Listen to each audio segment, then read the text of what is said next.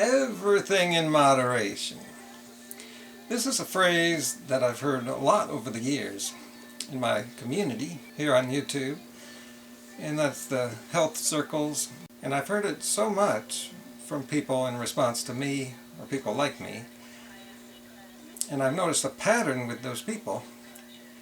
And so I've learned to associate that phrase, everything in moderation, with the people who are saying it.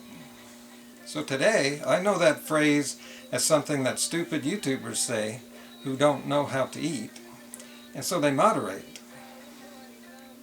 Because if you think about it, that phrase really comes out of ignorance. You can't say anything specific about how human beings should be eating. So you say, well, just to be on the safe side, because I don't really know what's good or bad, just eat everything to make sure you're getting everything, but don't eat very much. So I've learned to tolerate it and live with it. But now we're starting to see this phrase in the mainstream. Professionals on TV. Sugary drinks and red meat are out. Coffee and eggs are in. Samantha Heller is a registered dietitian. Samantha, good morning. Good morning. I think this is fascinating. I'm so happy about the eggs. I know, I am happy. And they're saying now coffee is okay. And caffeine actually is perfectly fine to drink. Coffee itself has some antioxidants. If you drink too much of it, of course, you can get jittery. It can affect your sleep. What about alcohol? They say in moderation. They don't give a specific guideline. You're laughing. No, that's exactly what I would expect you to say. Yeah. Gets back to something we always stress, which is moderation. Moderation. Can be very healthy again in moderation. Do everything in moderation. Moderation. And sure, I know that some of these people are doctors, and so they're really experts in medicine and disease.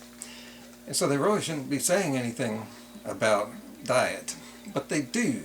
And it fits because doctors are not nutritionists, they are ignorant in nutrition, so it's fitting that they would use this phrase.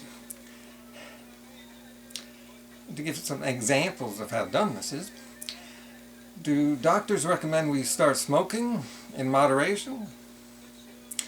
Do doctors recommend we sit too close to the TV in moderation? Maybe 15 minutes at a time.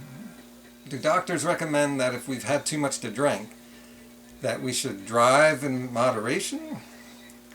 Maybe just go at a moderate speed? Hey kids, the doctors say you can do drugs in moderation.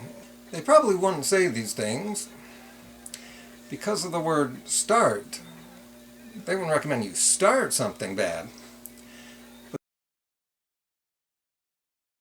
If you don't drink, there's no need to start drinking, but alcohol does have some antioxidant benefits. But for Oh, no.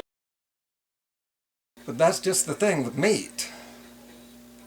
They say eat meat in moderation because our unnatural, unhealthy, sick in the head society is already eating meat, and you can't expect them to just stop. And the doctors are caught in between a rock and a hard place here because a lot of their fans are hard-ass meat eaters.